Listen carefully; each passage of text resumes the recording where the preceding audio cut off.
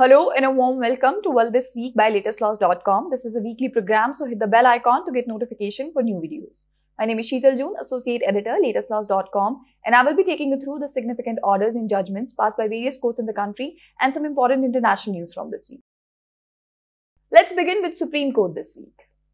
A 5-judge constitution bench of the Supreme Court dismissed the State Bank of India's petition seeking extension of time and directed it to furnish the details of electoral bonds to the Election Commission. A bench headed by CJI Diva Chandrachud also directed the EC to publish the details shared by the bank on its official website. In a landmark verdict delivered on February 15th, a 5-judge constitution bench had scrapped the centre's electoral bonds scheme that allowed anonymous political funding, calling it unconstitutional, and ordered disclosure by the Election Commission of donors, the amount donated by them and the recipient by the March 13th. The SBI had sought an extension till June 30th to disclose the details of each electoral bonds cashed by political parties before the scheme was scrapped. The Supreme Court has red flagged a Madras High Court decision to not consider the downloading of child pornography as a crime. A bench led by Chief Justice Diva Chandrachud issued notice to the Tamil Nadu police and the accused in this case. The court was hearing a petition challenging the High Court's shocking January ruling that downloading child pornography is not an offence under Protection of Children from Sexual Offences Act or the Information Technology Act, since such actions were taken in privacy without affecting or influencing anyone else. The moment an accused tries to circulate or distribute or publicly exhibit obscene photos and videos, then the ingredients of the offence starts kicking in, the court said. The court reasoned that to qualify as an offence under POCSO and the IT Act, the accused had to have created, published and transmitted the material. And with relation to the IT Act, it said the relevant section did not cover cases where an individual only downloaded and watched content without doing more. The Supreme Court has ruled that an amendment altering the nature of a suit shouldn't be permitted under Order 6, Rule 17 of the Civil Procedure Code. An amendment was sought by the plaintiff to declare an earlier compromise decree void in a partition suit. The court rejected the application, stating it changed the suit's nature. A division bench of Justice C.T. Ravikumar and Justice Rajesh Bindal reversed the High Court's decision, emphasizing that amendments after trial commencement are permissible only if due diligence is proven. They clarified that oversight and mistakes are not valid ground for later amendments. The Supreme Court has said that in the absence of any interim order, pendency of an application for anticipatory bail would not bar the trial court in issuing coercive step for proclamation against an accused due to his continued defiance. A bench of Justice C.T. Ravikumar and Justice Sanjay Kumar said, though in many cases it has been held that bail is said to be a rule, it cannot by any stretch of imagination be said that anticipatory bail is the rule. However, the court emphasized the power to grant anticipatory bail is an extraordinary power which is exercised by the courts as cautious and judicious discretion.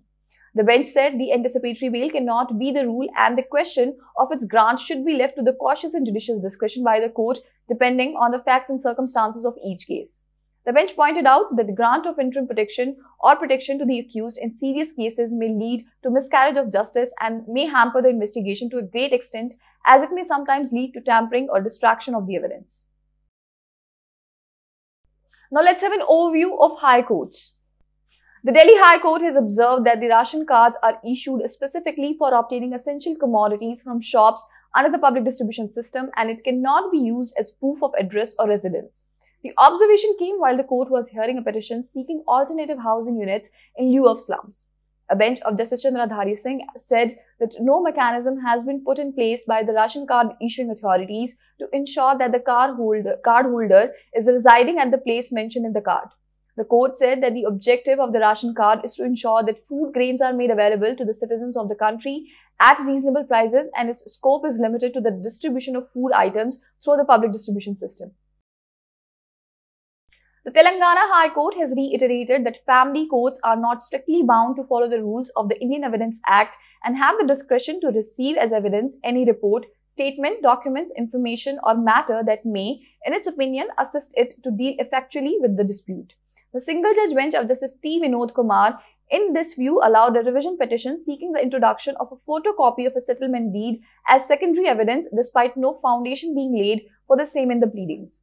The court referred to the Family Courts Act 1984 and arrived at the understanding that though the provision of the Civil Procedure Code 1908 apply to the family court, the same does not prevent a family court from laying down its own procedure in order to arrive at the truth of the facts alleged by one party and denied by the other party.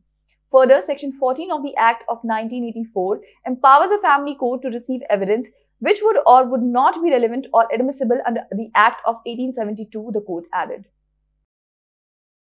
The Calcutta High Court has held that the mere silence of a party affecting the willingness of a person to enter into a contract is not fraud unless the circumstances of the case are such that it is the duty of the person keeping silence to speak, or unless the silence in itself equivalent to speech. Further, the court observed that for a contract to be treated as voidable at the option of one of the parties to the contract, it must be shown that the content of the agreement was obtained by coercion, fraud, or misrepresentation. The court further referred to Section 17 of the Indian Contract Act and stated that in the present case there was no instance of active concealment which would be tantamount to fraud. The Patna High Court has observed that a second FIR is admissible only when the allegation of offence is absolutely distinct and separate from the first FIR in respect of the same incident. The court, while disposing of a writ petition filed for quashing the case registered for the offence punishable under Section 120B of the Indian Penal Code, read with Section 30A, 38 and 41 of the Bihar Prohibition and Excise Act 2016, held that the entire incident and transaction took place in one transaction and by the way of transportation and illegal delivery of IMFL in the state of Bihar. The accused persons committed the offence under the provisions of the Bihar Excise and Prohibition Act 2016. The Allahabad High Court, in a petition filed by a couple in a live-in relationship seeking protection, held that a legally wedded Muslim wife cannot go outside marriage and her live-in relationship with another man would be a zina and haram as per the Shariat law, and such type of criminal act cannot be supported by the court. The court referred to the decision in the case of Kiran Rawat versus the state of UP, wherein it was held that in Muslim law, no recognition can be given to sex outside marriage. Zina, which has been defined as any sexual intercourse except that between husband and wife, includes both extramarital sex and premarital sex, is not permissible in Islam. Moving on to international news this week. Japan's bar on same-sex marriage is unconstitutional, the High Court in the northern city of Sapporo has said on Thursday, the first such ruling by an appeals court on a matter that has divided the lower levels of the judiciary. Japan is the only group of 7 nations without legal protection for same-sex unions. Although backed by 70% of the public, they are opposed by the conservative Liberal Democratic Party of Prime Minister Fumio Kishida. Japanese civil code rules that limit marriage to those of opposite sexes are unconstitutional and discriminatory, the Sapporo High Court said in its ruling, but dismissed the plaintiff's claim for damages from the government. In the end, we have miscellaneous news. The central government has officially notified the rules of the Citizenship Amendment Act (CAA) days ahead of the announcement of the Lok Sabha elections scheduled and the imposition of the Model Code of Conduct.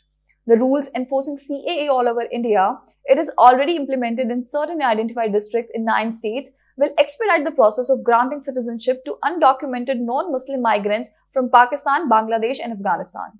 The CAA notification was delayed by almost 4 years, mainly because of 2 reasons. One was a massive protest that the public staged, and the other was the COVID-19 pandemic that hit the country in March 2020. Since 2020, the Home Ministry has been asking for an extension on the framing of the CAA rules at regular intervals. A candidate cannot be denied judgeship because of her or his political past alone, the Supreme Court Collegium has emphasized, rejecting the centre's objection to the appointment of Communist Party of India Marxist sympathizer as a judge in the Kerala High Court. Thank you for watching and have a nice day. This is a weekly program, and to get more information, please check the description box, and for weekly updates, like and subscribe to our channel.